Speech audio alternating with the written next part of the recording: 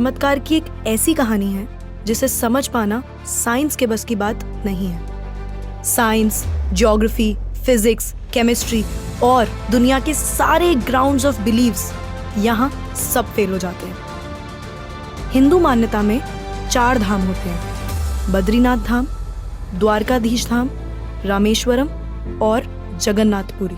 और ये कहानी है जगन्नाथपुरी की, जहाँ पे आज भी श्री कृष्ण का वास्तविक दिल धड़कता है। इस मंदिर के कुछ ऐसे रहस्य हैं जिनके बारे में सुनकर किसी के भी होश उड़ जाएंगे। वेस्टर्न कल्चर फॉलो करते करते हम एक ऐसे मोड़ पे तो आ चुके हैं जहां लोग भगवान के होने ना होने पे सवाल उठाने लगे हैं। पर यही सवाल अब मैं आपसे इस वीडियो के बाद पूछूंगी। आइए देखते हैं।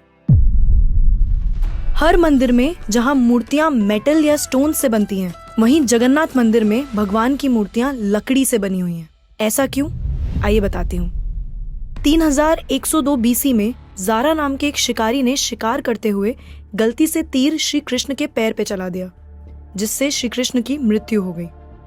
जारा ने श्री कृष्ण का देह संस्कार किया पूरे रीति रिवाजों के साथ। पर जब उनकी चिता शांत हुई तो जारा ने देखा कि एक चमकने वाली मेटल की चीज अभी तक जली नहीं थी। जारा को ये समझ नहीं आया था कि ये है क्या, तो उसने उसे उठाया और उसे बेचने निकल गया। पर उसको खरीदना तो दूर, किसी ने उसे हाथ भी नहीं लगाया। फिर आखिरकार जारा ने हार थक कर उस मेटल की चीज को एक लकड़ी पर रखा और उसे पानी में बहा दिया।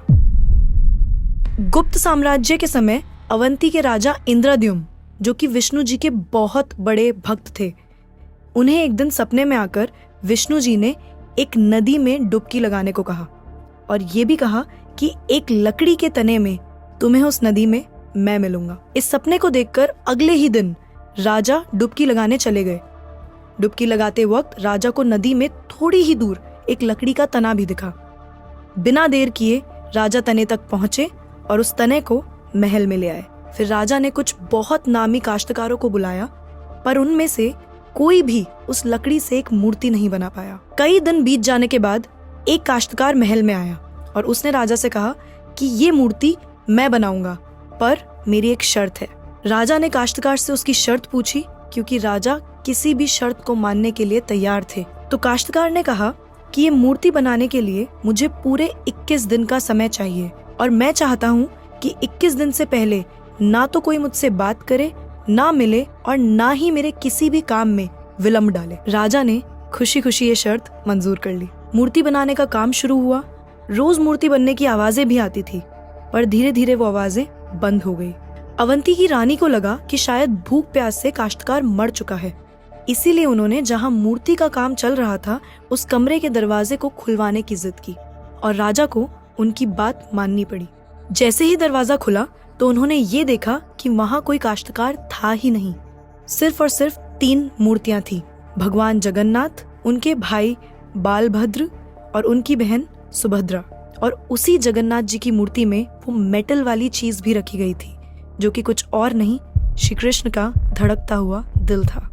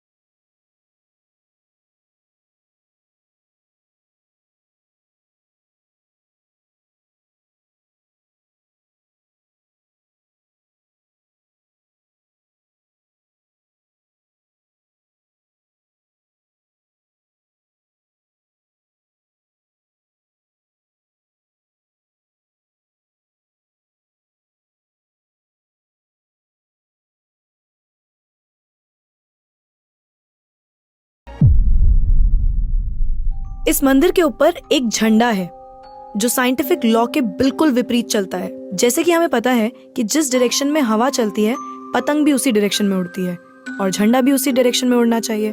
पर जगन्नाथ मंदिर के इस झंडे की बात बिल्कुल अलग है। ये हमेशा हवा के ऑपोजिट डायरेक्शन में उड़ता है। क्यों और कैसे आज तक कोई समझ नहीं पाया। इस झंडे के साथ एक और खास बात है कि इसे रोज बदलना पड़ता है। इसीलिए मंदिर के पांडु 214 फीट ऊपर लगे इस झंडे को रोज चढ़कर बदलते हैं, क्योंकि कहा जाता है कि अगर किसी दिन ये झंडा नहीं बदला गया तो मंदिर 18 सालों के लिए बंद हो जाएगा।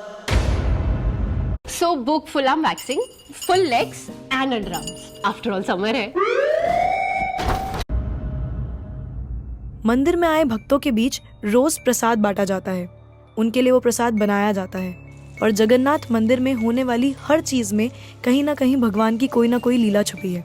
मंदिर में रोज 500 लोगों के लिए प्रसाद बनता है और कभी कभी भक्तों की संख्या हजारों में भी चली जाती है। पर जगन्नाथ मंदिर में भक्तों के लिए प्रसाद कभी कम नहीं पड़ा। दिन भर मंदिर में प्रसाद बांटा जाता है, पर कहते हैं कि आज तक इस मंदिर में एक भी दाना प्रसाद ना कम पड़ा है और ना ही व्यर्थ गया है। पर ऐसा एस्टिमेशन इंसानों के लिए करना तो बहुत ही मुश्किल है। और ये बात यहीं खत्म नहीं होती। प्रसाद बंटने की मिस्ट्री तो है ही, उससे बड़ी मिस्ट्री है प्रसाद बनाने की। लकड़ी की आग पे 7 मिट्टी के बर्तनों को एक के ऊपर एक रखकर प्रसाद बनाया जाता है। साइंस और लॉजिक्स कहते हैं कि सबसे पहले सबसे नीचे वाले बर्तन का प्रसाद पकना चाहिए, पर पुरी के जगन्नाथ मंदिर में साइंस और लॉजिक्स नहीं चलते। इन 7 बर्तनों में सबसे पहले सबसे ऊपर रखे जाने वाले बर्तन का प्रसाद पकता है, फिर उससे नीचे वाले बर्तन का, और ऐसे ही सबसे नीचे रखे बर्तन का प्रसाद सबसे आखिरी में पक के तैयार होता है। हाँ, मुझे पता है आपको भी अभी कुछ नहीं समझ आ रहा होगा। इसे आज तक कोई नहीं समझ पाया। इस मंदिर की खूबसूरती शब्दों में नहीं बताई जा सकती। इतना बड़ा मंदिर इतने सालों पहले बिना किसी टेक्नोलॉजी के कैसे बनाया होगा। पर क्या आपको पता है 214 फीट के इस मंदिर की डोम की परछाई आज तक कभी बनी ही नहीं। Are you shocked? You must be, but it is true. Jagannath Puri temple के डोम्स की शैडो बनती ही नहीं है कभी भी, at any time of the day. और हमारी फेवरेट साइंस इस बात का भी लॉजिक नहीं ढूंढ पाई। The mystery is not over here. जैसा कि हमें पता है कि कुछ buildings, architectures and areas no fly zones होते हैं, मतलब वहाँ ड्रोन्स, एयरप्लेन्स या कोई भी मैन मेड फ्लाइंग ऑब्जेक्ट पहुंचाने की या उड़ाने की परमिशन नहीं है। पर पक्षियों को तो हम नहीं रोक सकते, उन्हें समझाना तो बहुत मुश्किल है ना। पर अगर हम जगन्नाथ टेम्पल की बात करें तो वहाँ पे ऐसा कुछ है जो शायद पक्षियों को पता है और हमें नहीं, क्योंकि इस मंदिर के ऊपर कोई भी ड्रोन, कोई भी एयरप्लेन या कोई भी पक्षी कभी उड़ता ही नहीं। आपने देखा होगा ना मंदिर के डोम्स पे या बड़ी बड़ी बिल्डिंग्स पे बर्ड्स को बैठे हुए। कभी जगन्नाथपुरी जाएंगे तो देखिएगा that birds don't rest on the roof of Jagannath temple. आप कभी भी किसी भी पक्षी को जगन्नाथ टेम्पल की छत पे या उसके डोम्स पे बैठा हुआ नहीं देखेंगे। पर कंफ्यूज करने वाली बात ये है कि कैसे एक बेजुबान पक्षी ये जानता है कि इस मंदिर के ऊपर से उड़कर नहीं जाना। All of these things